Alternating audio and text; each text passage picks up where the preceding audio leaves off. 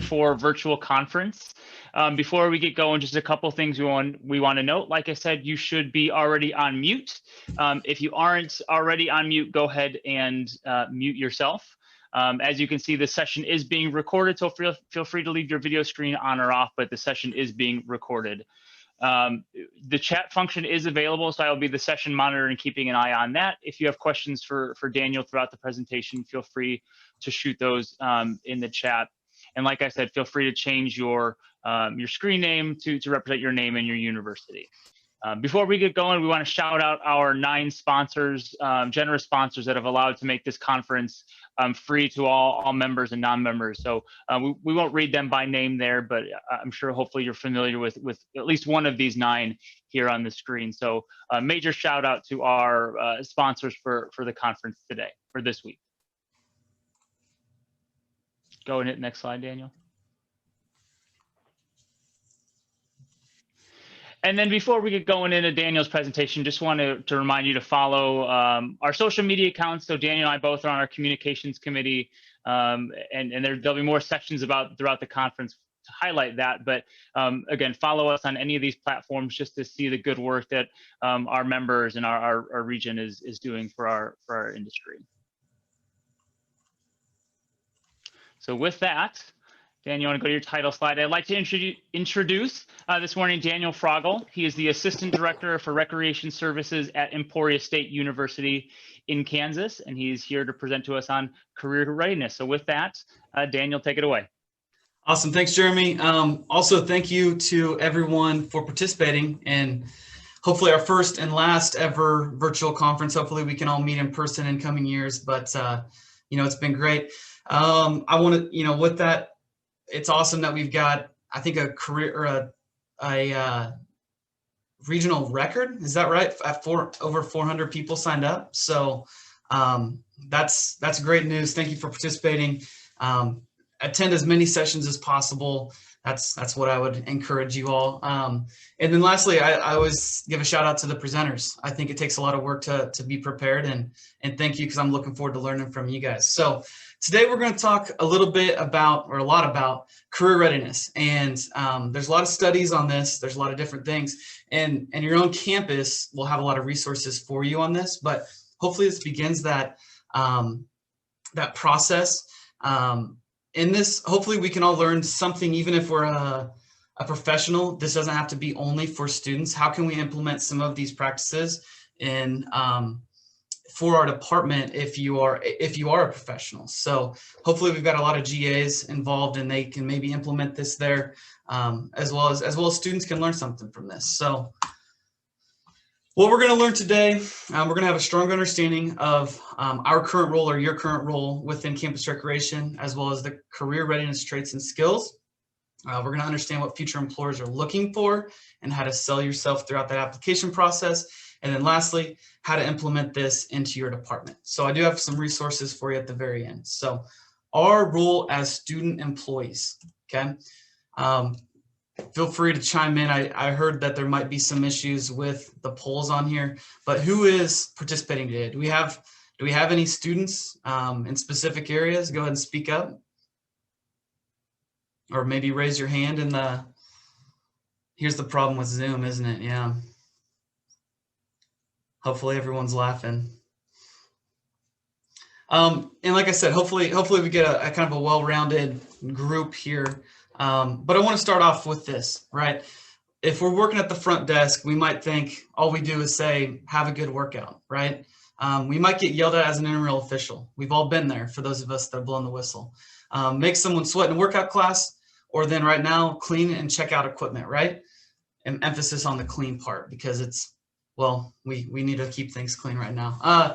Little things make big things happen. This is probably my all-time favorite quote from someone that honestly has a long list of my favorite quotes. So John Wooden, I believe this applies to so many different things, and this is going to be a great segue into those little things that we do on a regular basis. And I think that we do forget that too many times at our job. So what are those little things, right? Once again, we'll talk about one specific position right now, facility center attendant. right? We might be supervising them, or you might be a facility center attendant currently. Basics, right? Break it down to the studs. We welcome people to the rec. We swipe cards. We tell people about intramurals and fitness, do laundry, sell memberships. Can we agree that that's kind of bare bones what this position does? I mean, that's what I think our staff does, right? But they do so much more than that, obviously. And this kind of is how do we write our resume for those simple tasks, those little things that we might think are small. We're going to provide exceptional customer service, once again, to a diverse campus community. Assist in tracking facility usage by swiping patrons and conducting hourly counts. We're the marketers, right? I mean, we have marketing experience at this point because we're promoting programs that are going on. And then lastly, conducting cash drawer management procedures through membership and day pass sales, right? Intramural sports. I laugh at this one all the time. Show up, officiate games, get yelled at, throw stuff in storage, go home. Well, that really doesn't change too much at whatever level you're doing it, whether it be intramurals or varsity, whatever it may be. But once again, we're doing so much more. Acting as a main point of contact for over 650 participants. That number is Emporia State. You can insert any number you would like to, not any number you'd like to, but your school's numbers for that to represent you are reaching a very diverse crowd. Many times college campuses in your entire state, sometimes your college campus is one of the most diverse areas in the entire state, which is a great environment to be in. We can all benefit by learning from each other. To move on though, ensuring participant safety by having a strong knowledge of policies, procedures, and rules, exceptional customer service, even when you are getting yelled at, right? We got to make sure we're staying calm, cool, and collected. Once again, assisting in tracking participation. We need those numbers at the end of the year to be able to make a strong case for maybe additional funds or other items. And then lastly, once again, we're promoting intramural sports by tabling at the union, whatever it may be. You're more involved than just simply officiating and blowing a whistle, right? Moving on to fitness, right? We think that we show up, put together a training class outline, put people through a workout, stretch at the end, clean up equipment. Once again, the little things, we do so much more. This is the last one, I promise. We won't have to go through each position at a rec, but leading and instructing a variety of group fitness classes, develop a training plan for clients, also offering those modifications, right? We're going to want to speak on items like that when we are applying for a future job, knowing that we do work with not only diverse people, but also diverse fitness levels or competition levels. So how do we make that a welcoming environment for all? Okay, so career readiness traits, and this is coming from NACE. I don't know how familiar you all are with NACE, but they've spent a lot of time surveying, researching a lot of different things on career readiness and then traits that employers are looking for. And I know there's a ton of numbers on this slide here. A couple things that do stick out to me. So what this was in 2018, they surveyed the class of 2017 and the employers that were hiring them. And what they did was they asked them, what area are they proficient in, right? And students are thinking that, or graduates are thinking that they are proficient at a much higher level in a lot of these 8 characteristics than the employers are actually believing. I know this is a couple years old, or it may seem a little bit dated, but obviously last year's employers, that's going to be a tough one to pull. But one thing I do want to highlight, the one area that the graduates rated themselves higher at is technology, right? Or I'm sorry, I apologize, lower at. The employers gave them a higher proficiency rating than the graduates themselves. Every other area, there's a little bit of a gap here where students or graduates are thinking, you know, we're better at this, but then there's an issue there, right? So the important part is in our interviews and moving forward with the application process, we need to know what these career readiness traits are. And then lastly, how do we implement them into interviews, or how do we implement them into our future position to do them well? And I truly do believe almost every position at the rec has some form of each one of these traits. On the flip side, though, at what level do we do them at is also going to vary depending on the position. So career management, this is something that I didn't know very well really until I was probably an intern. I didn't know the path to becoming a nurse or professional as well as I do now until then. So if we were in person, I'd probably ask, I know there's the Zoom mute issue here, but with career management, it involves a lot of different levels. It involves us knowing what our skills and strengths are, but then also knowing how to navigate and explore jobs, understanding the necessary steps to pursue opportunities. Many times we don't start this process until we are sometimes a senior, hopefully a junior, and then hopefully a freshman or sophomore. But those that are doing it as freshmen and sophomore are going to be well more advanced when it comes time for internships and items like that. So career management is an important skill. Working with your career service center and then also developing a culture at your rec center will help that improve the entire staff's career management. So critical thinking and problem solving, I think we all probably know or have a strong understanding of what this may be, but exercising good judgment and reasoning, exploring new solutions, and able to obtain information. One thing I will say is I am no great problem solver, but I am good at going to google.com and finding answers to what I need to find, right? When it says E95 on a stair stepper, guess where I'm going? Google.com, and I'm getting the download, and I'm fixing it that way. So incorporating a office culture or a department culture, program culture that allows your students to step up and be able to know, okay, where are my answers going to be? How do I go about finding those? And then also just providing resources and saying, hey, we might need a new form on Connect 2, right? How do we just open communication, but being able to think critically and then problem solve the issue is going to be very important. Technology, the one area that employers rated graduates higher at, right? I think we're all maybe have even improved this even more so in the past 6 months, I would assume, but using departmental software effectively and assisting others in using department software, and then willing to learn new computer programs to work more efficiently. I know that I've improved in this area, and this is something that our entire staff does. Global fluency. This is the boring part of the presentation. I promise we'll get to the fun stuff soon. Global fluency, though, it's incorporating a environment that is welcoming to all, right? We're going to be inclusive to all, our entire campus, and it can be challenging at times, but having and allowing the students to share a voice is going to be very important.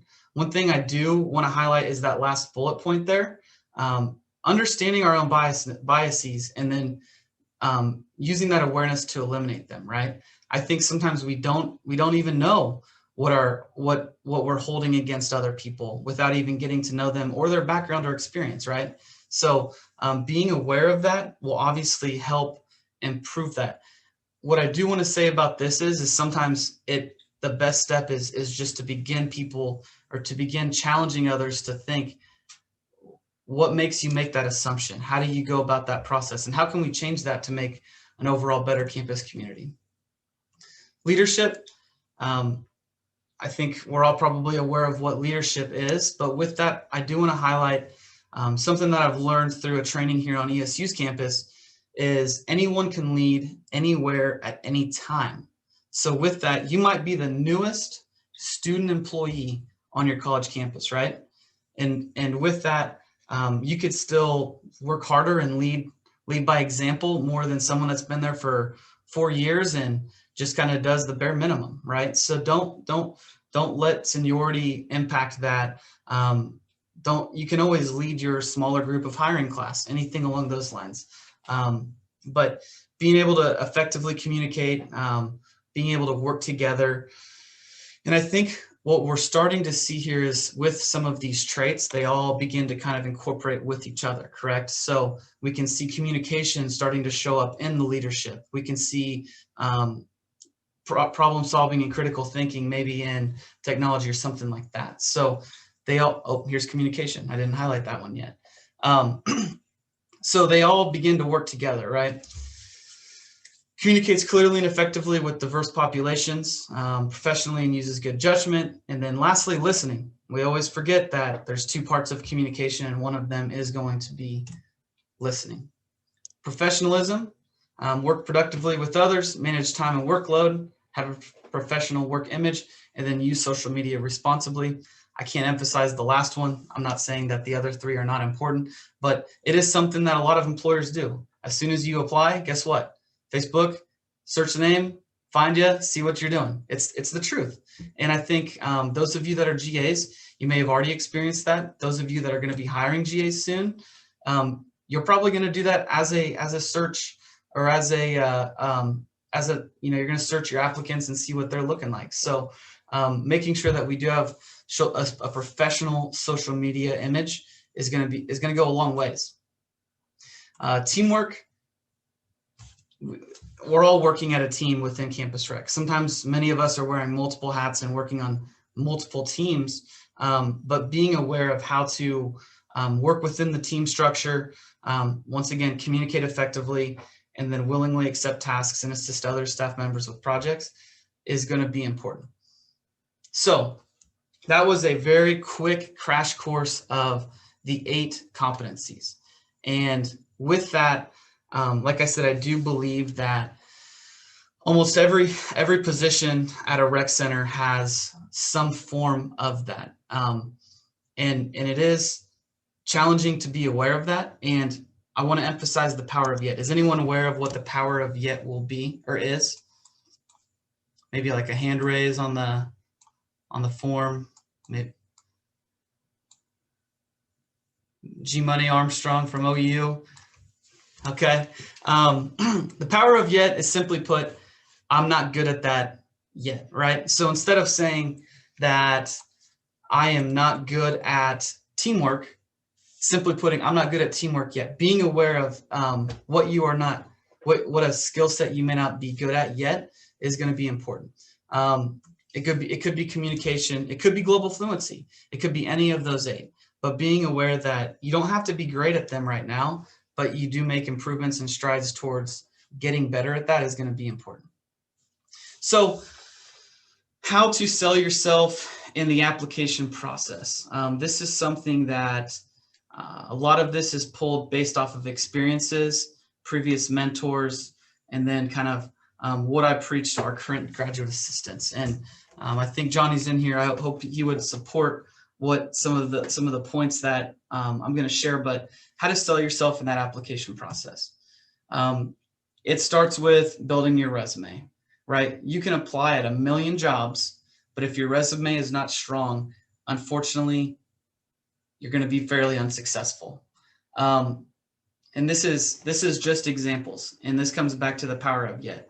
But when I was applying for internships, this is what my resume looked like. And although it's fuzzy and you can't necessarily read statistics or what was written, what I can tell you is this isn't a very good use of my space. There is a ton of inconsistencies in this resume.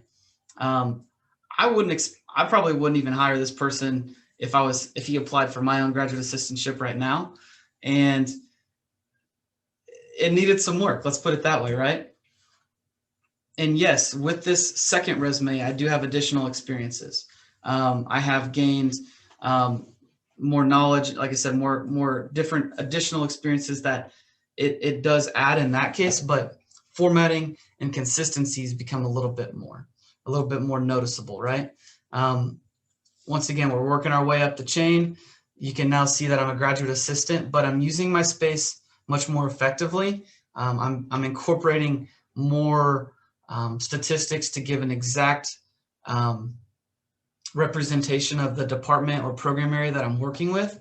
It's not just saying that I input scores. Now we're talking about how many students am I supervising, how many games, what's our budget of the program that we're working with. Incorporating a lot more of what I do at my job every day. And then this one's very similar to what I've currently got. I don't have my current position on there. Not a major difference, but something as simple as, emphasis on highlighting your name, right? When you apply for a job, what's the one thing you want people to remember? Probably who you are and what your name is. So emphasize that, make sure that your name does stick out. It'll be extremely important. You don't want people to forget, oh, who was that one person that we thought resume was pretty good? No, make sure that they know, make sure that they do remember. So building your resume, right? Point blank, you get put in the yes pile or the no pile. And it's a tough pill to swallow sometimes, but that's how it goes. You begin reviewing applicants and you're like, we could see ourselves hiring someone like this, or this person doesn't quite have the skill set and the knowledge that we want. So make sure that you get put in 100% of the yes piles, because that's only going to increase your chances of showing how great of a student and a prospective applicant that you are. Ask yourself, what do I do at my job and how it's relatable to where you're applying? So how we start to incorporate all of this together is, remember those job descriptions, right? We go back to those very first initial slides, and a lot of them are, we might think that we're just swiping cards, but then what does that actually mean? So, think about that.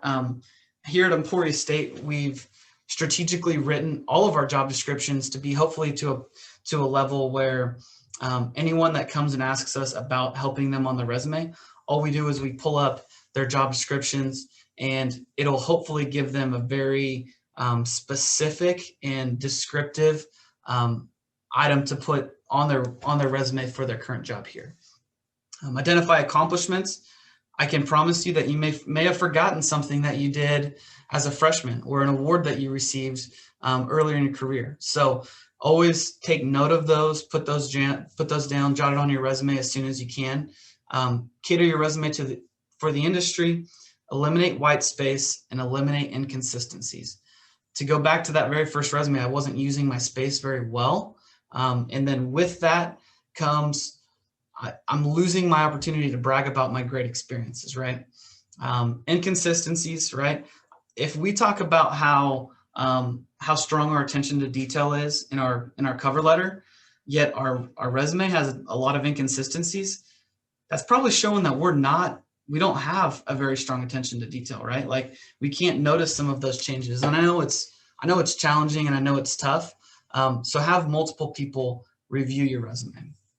To continue here, consistency is key. I can't stress that enough. It's extremely important, and many times when a student asks me to review their resume, I don't even look at the wordage that they're actually writing. I just look for inconsistencies. Is there an inconsistency in your titles? Is there a different size font? Anything like that at all? So make sure that your resume is consistent. Most relevant in reverse chronological order, same font, size, actual font, colors. Sometimes we see, if we copy and paste from somewhere, the formatting might be a little bit different. It might be a lighter gray, not necessarily black. So just make sure that that's right. Once again, highlight those awards, honors, organizations, memberships, volunteer events, committees. Those of you that are participating in this conference, make sure that it's on your resume, because you might be able to connect with someone through a round table or something like that. And as soon as I participate or volunteer at a conference or session, whatever it may be, boom, it's on my resume. Proofread. That's as tough to say in person as it is through Zoom. So make sure that you do that, though. I don't know if you can do it too many times, honestly. And then continue to challenge yourself and your supervisor, and then always submit it as a PDF.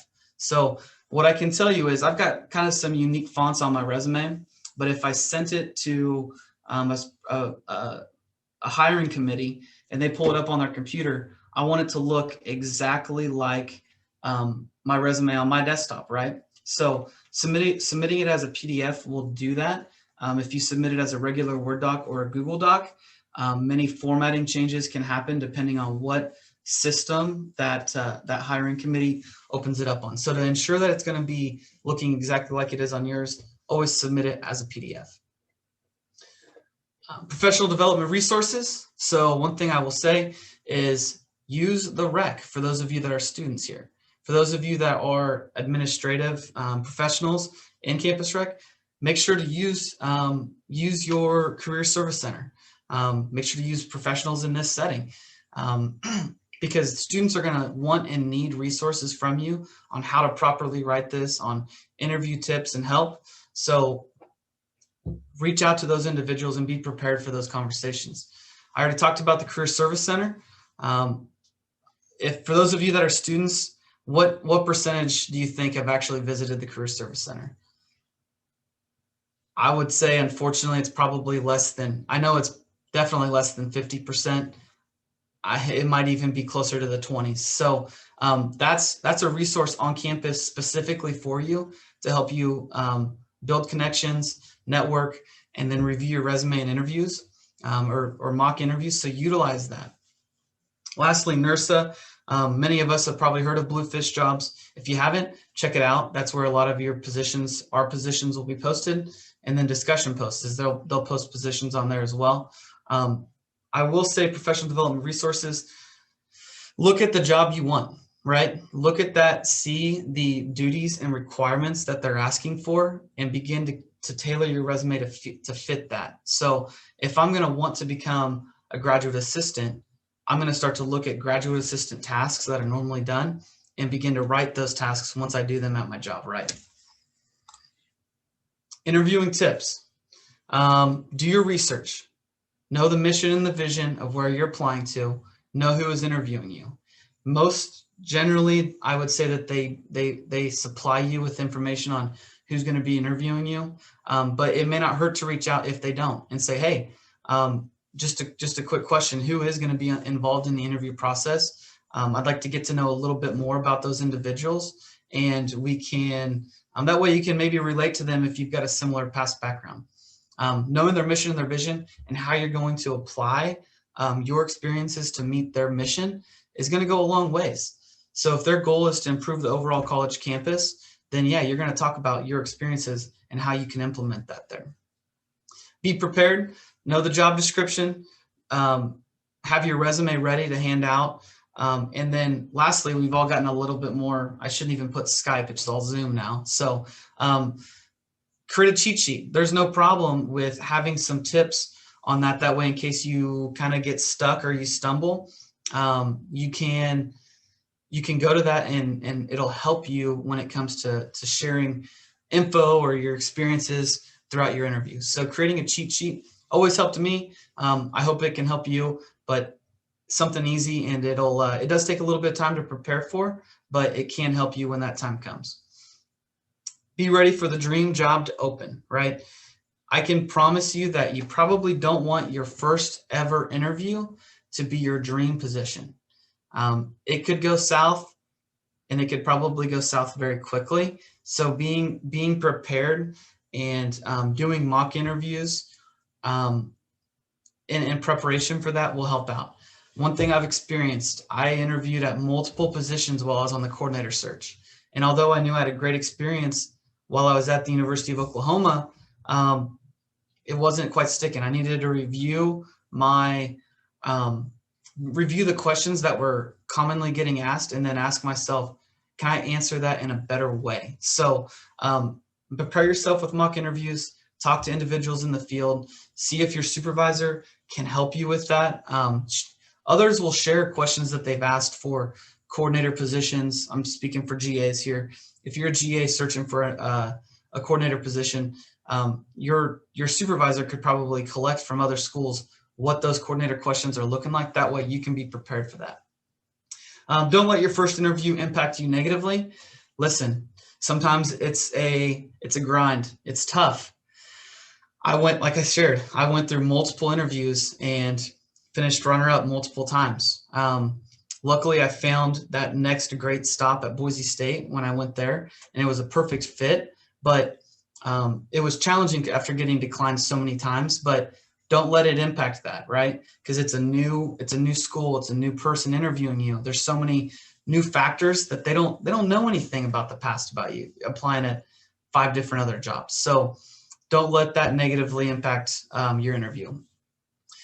remember those learning outcomes, right? Implement this into your interviews, give examples of actions you've taken. So instead of just, saying, oh, I'm a good communicator, right? I'm going to want to say, I've improved my communication skills by doing this. And here's an example that I utilized to show that. Or here at Emporia State, we do a gap analysis about every semester.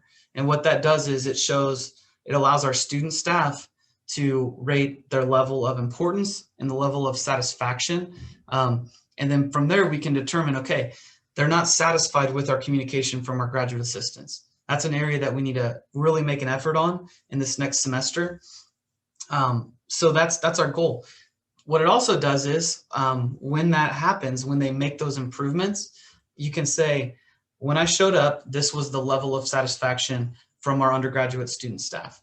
Because of my efforts and my time and commitment to improving communication or any of those other 7 career readiness outcomes, this is where we're at, and this is how I improved it. And that'll show exactly how you're career ready in that area. So I've got a Google link I can share with you all later that has that gap analysis on there that you could utilize at your own campus.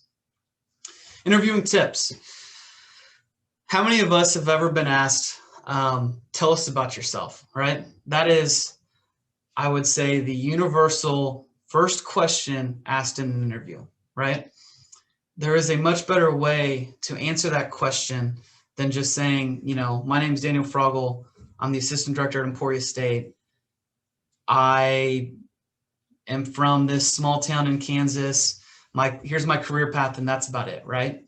But instead, answering it in a way that answers the question and why you'd make a positive impact on our department and program changes everything. One of my previous supervisors once conducted an interview with multiple student staff that said, he asked the first question, tell us about yourself, and they rattled off some info. And then he asked, and why you'd make a positive impact on our department or program, and the answers, they were just completely different in a much more positive way. Yeah, you might, I'm going to go baseball terms since it's the World Series right now. You might hit a single on your first answer, or if you only answer it to tell us about yourself. But why not hit a home run right off the bat and tell us why you'd make a positive impact on our department or program? If you ask yourself that, or you interview someone and they do that, you're going to notice a significant change in their response, and it's going to start that interview off in a much better way, right? Be you, be professional, and have fun. Show them who you are. I know this is an extremely difficult challenge. I was nervous for today, right? I flew through my first couple slides probably a little bit quicker than I should have. Looking back, I wish I would have done a little bit slower. Everyone that's in an interview goes through the exact same thing, right? But what I can tell you is everyone that's in this call, or maybe on the other side of an interview, you're nervous about who your possible new supervisor might be, how they might take your answer. We're all humans, right? We all laugh. We all have a good time. We all look forward to the weekends half the time. That way we can just relax and enjoy maybe, doing our favorite activities. But be who you are. Don't be someone that you're not. Don't let that negatively impact your professionalism. And then lastly, have fun. Get to know some people. Connect with other professionals. It'll help you in the long run where, when we are able to meet in person again, you're going to be able to discuss them and say, hey, how's your program going? But be who you are. And then lastly, I want to emphasize this. You're always a legitimate candidate. No one in this field or ever is really wasting time by interviewing a certain amount of people if you're not a legitimate candidate for that position. So don't let that get you. There might be an internal candidate. There might. It's going to happen. But don't let that control your experience. That's an uncontrollable thing that there's nothing that you can do about it. But what you can do is you can control your interview yourself. You can make it a great one. You can explain who you are. You can show your personality. You can show the positive impact that you would have if you're offered the position. And that's something that you can control. Right now, this year, we've got a lot of uncontrollables on our campuses. One of the things you can always control though is your interview and your resume. So just remember, you're always going to be a legitimate candidate no matter what. So far we're probably thinking this looks like a humongous 1,000-piece puzzle that I worked on during quarantine, but now we're going to start to put these puzzle pieces together, right? What is our role? Ask yourself, sit down and say, what do I do every day, right? And it could be something as simple as training staff to swipe cards, but think about how much more you're actually doing. You're assisting in the tracking for the entire department. We talked about that from the very beginning. So what is our job within each department or program? And then what is our job description? If your job description isn't written in a way that someone could use on their resume, I challenge you to make that happen, or at least challenge your supervisor and work on it with that person. Learning outcomes, traits that employers are looking for that we complete with jobs at the rec. Know those, know how they apply to each position, implement them into your resume, into your interviews, into your trainings as well. And then putting it on paper. Building our resume is not easy, but making the right steps makes it easy when the dream position does come up. And then lastly, interviewing skills, just like I said, it's not going to be easy, but preparing ourselves for our first interview will help. And then learn from experiences. I didn't highlight this previously, but what I will say is if we answer the questions the same way over and over and over, and we keep on getting asked the same questions in interviews, but we're not making changes, our success rate is probably going to stay the same. And someone else will probably get the position offered to them. So if you see 5 questions, 6 questions regularly getting asked with all of these interviews and you're not getting offers, maybe we change our wordage. Maybe we use a different experience. Maybe we try something different. And that might be the change that is needed. So our last point here, implementing career readiness on your campus. I know this is a lot of information to cover in the short amount of time that we've got, but we try to implement this similarly through our staff trainings. So we cover those 8 career readiness traits at our all staff training to begin off the semester. And we say, how does this apply to your area? And let each student begin to share their story, right? What that does is it'll allow individuals to maybe think of a different experience that their coworker experienced, and then they can talk about that. So before we get to that though, start with your career service center. I'm getting too far ahead of myself, but start with them. They will have resources available for you. Modify what they provide to meet your department or program's needs. It's going to be very generic. It's going to be very broad. You can pinpoint that a lot more to say specifically what that specific program area does or what your entire department does and how that contributes to those 8 competencies. Get your team on board, whether that be including graduate assistants, coordinators, assistant directors, whatever it may be. Maybe it's program managers or the entire staff. Get them on board, have them have an understanding of what our mission is and what our goal is. That's just to prepare students to graduate and be able to interview effectively and efficiently, right? So get the entire team on board, write job descriptions and include career readiness traits. So when we implemented this, we said, like I said, at a minimum, each position is going to have at least 5 competencies that directly apply to that position. On the flip side of that, there's some positions that obviously have all 8 of them, and that can happen. But as we know, some areas have more than others, or directly relates to others more than different positions. So write your job descriptions and include those career readiness traits will help out when that time comes. Implement into trainings. I jumped into this before we even started off, but present it in a way that asks them the questions, or begin to ask yourself those questions. How do I relate to this area? Utilizing evaluations and then have student staff self-evaluate. If we begin once again to have them thinking, how does this apply to me or where am I at on this? A lot of times what you'll see is you might see someone that's a junior, let's say, as an example, they might think that, I'm going to pick on communication still, their communication is really strong, right? And they evaluate themselves at a very high level. Their evaluation shows that they could improve in this area, areas X, Y, Z. They then maybe lower their understanding or what they think, where they think that they're at, and then they really make efforts towards improving that specific area. So making them or asking them to evaluate themselves is going to be a first step. And sometimes we see where their first evaluation is much higher than their second one, where when we have them self-evaluate the second or third time, they start to think, I really do need to get better at this area. So simply asking that question can help. And then this is, I think this should be how it is all the time, but meet with your staff prior to the final semester working for you. Too many times it might be too late if we're communicating with them as if they're a senior in their final semester.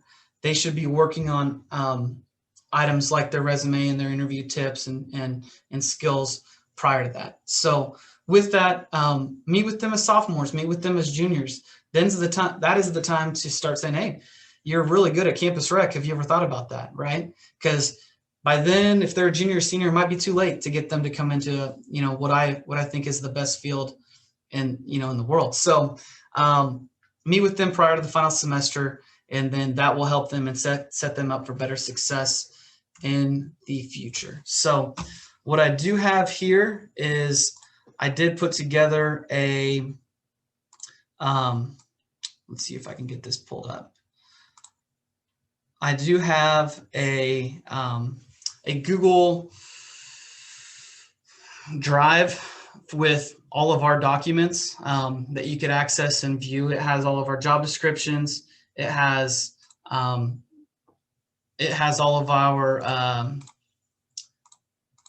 let's see here. I just posted it to everyone, so you can utilize that there. As you can see though, once you get in there, it has all of our job descriptions.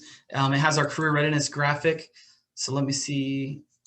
Can you guys see this now on your screen? The career readiness, are you career ready traits? Yeah, Daniel, it's popping up. Okay, perfect. So this is what, this is what we can hand out to our staff, just that way they can see what each of these traits are, kind of how they've broken down. It's pretty much exactly how it was on the slides, but it just kind of puts it in the hands of the students. And then I'll pull up, so you can see our group fitness instructor. Right off the top, we've got our learning outcomes. And these were determined with myself and our graduate assistant on what that position specifically has. And we went through each position and broke down, okay, what are they going to be, right? All of our program manager positions, we wanted them to have all of them, as that's going to be an emphasis. But at a minimum, like I said, each one has 5. And I think every position at your student rec will as well. So feel free to utilize those. You can also see the way we write our job descriptions. Once again, we want to make it where they can go pretty much straight to that and hopefully implement that right onto their resume. So I know we've got some time. Does anyone have any additional questions?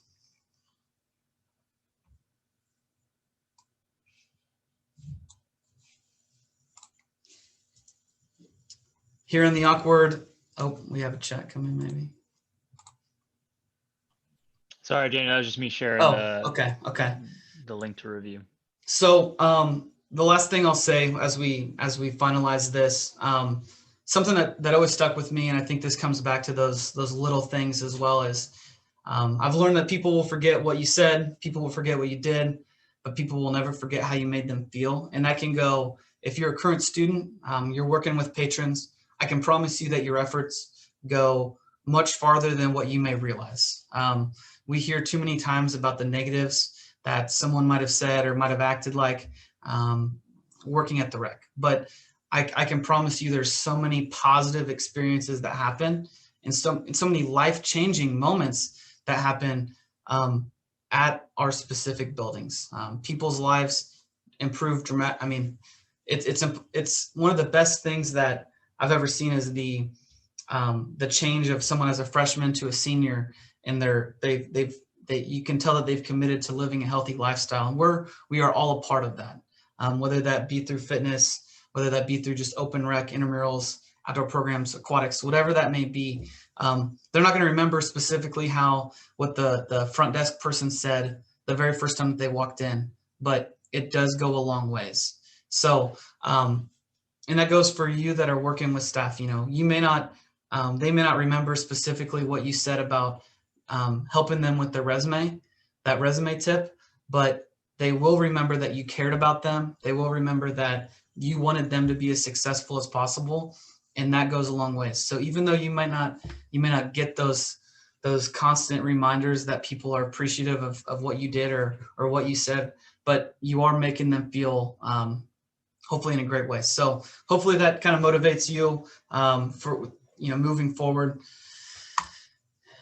I already asked you if anyone had any questions, so I apologize. I jumped forward there. And then I just want to say thank you again. Thank you for everyone that participated. It's always a great time presenting. And hopefully y'all learned something. If you have any questions, feel free to reach out to me. I did provide that Google Drive for you, so feel free to utilize that. But I'd be glad to speak on the phone or answer any questions that you have in further detail in the future. So thank you all for participating. I look forward to a great rest of the regional conference. So thank you all.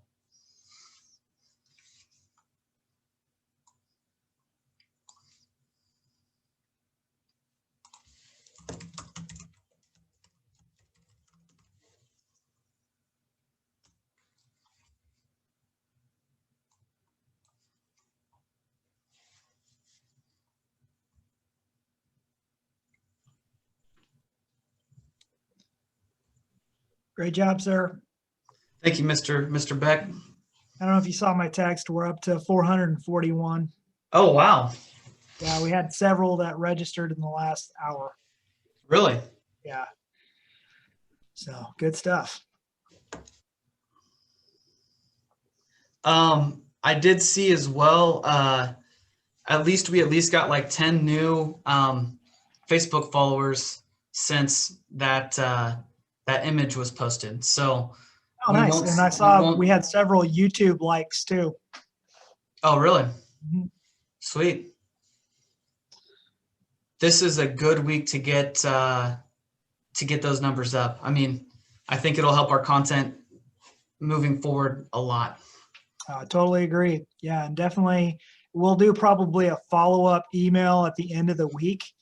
Okay. Post the social handles for that too. So if you guys had something ready to go content-wise, it might be good to strike while the iron's hot, either at the end of this week or beginning of next, with new followers to hit them with something good. Yeah. Well, thanks, Evan. I'm going to go ahead and end this meeting so the recording ends and everybody else can stay out of this. Yeah, section. and I am going to edit those too before I post. Okay. Perfect. So we'll cut out like this section and anything at the front end too. That way it doesn't take up as much space and it's just the presentation itself, and go from there. Sounds good. All right. Thanks guys. Matt. Great job, Daniel. Thanks everyone. See